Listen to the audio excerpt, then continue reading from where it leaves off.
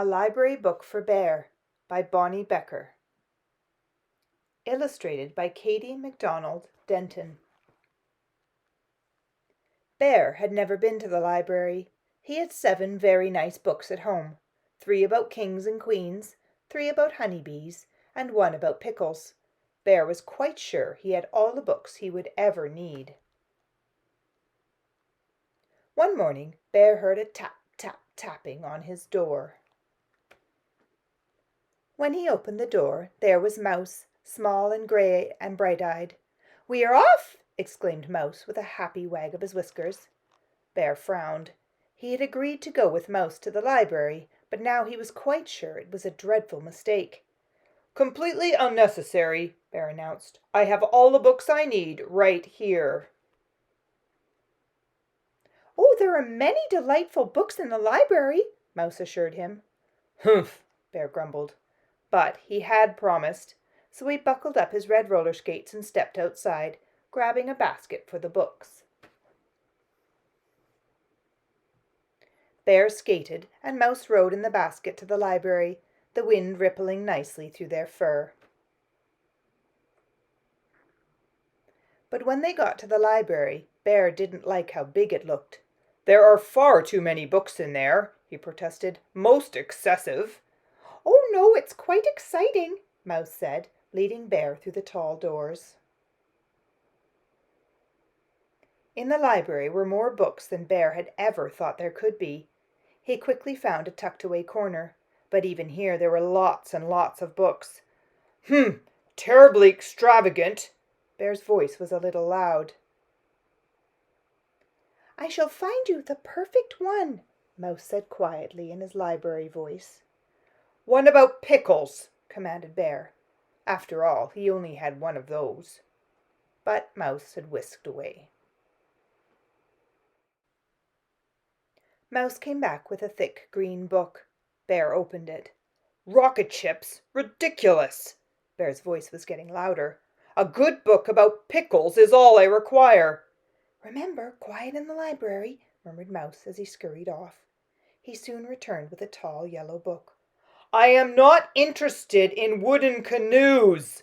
Bear's voice was even louder. "Quiet voices in the library," Mouse reminded him. "My voice is always quiet," Bear shouted. "I will find my own book. I can assure you that pickles are quite interesting." Mouse didn't look so sure, but Bear quickly spotted a blue book with a pickle on the spine, and Mouse sprang up to the shelf to get it for him. Inside were pictures of pickles. The pickles had little fairy wings. They were dancing with petunias. "No dancing pickles!" Bear roared. "Shh!" said a voice. Bear peeked around a bookshelf. There sat a librarian with a cluster of youngsters gathered around her. The librarian smiled, but a mother squirrel squished an angry finger against her lips, and an old raccoon said sternly, "Quiet in the library." Bear turned back with a huffy sniff. "I know when I'm not wanted," he told Mouse. "I want to go home." "Surely at least 1 book," Mouse began. But Bear cut him off. "I have all the books I need." He looked quite certain. "Then we are off," said Mouse, but his whiskers didn't wag this time. Bear stood stock still. He was listening carefully to a voice on the other side of the bookshelf. "So the very brave Bear began to inch his way toward the treasure chest," the voice was saying. "I'm ready," began Mouse. "Shh!" exclaimed Bear. "It's just getting to the good part." "But you said—" "Quiet voices in the library!" Bear bellowed. This time the librarian got up and looked around the bookshelf at Bear. Bear stood very still and quiet, as if he had been still and quiet all along. "Would you like to join story time?" the librarian asked. Bear glanced at Mouse.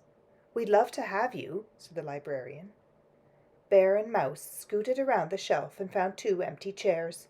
The librarian began to read again. Bear lifted the lid to the treasure chest, and inside— The librarian paused. Mouse and Bear strained forward. "Inside," she said, "was a mound of pickle slices, and each shining slice was made of diamonds and gold, and everyone shouted, 'Hooray for the very brave bear!' And then she said, 'The end.'" Bear stared dreamily into space for a moment. Then he looked over at Mouse and announced, "As I said, pickles are most interesting." "Indeed," said Mouse.